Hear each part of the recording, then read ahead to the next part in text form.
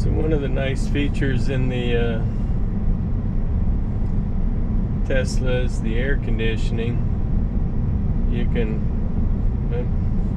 split the vents, take it down to your legs, bring it up to your face. But the other nice thing you can do is, like, you can do this one towards your midsection, and you can bring that one over and circulate around your head, as well as having your seat up.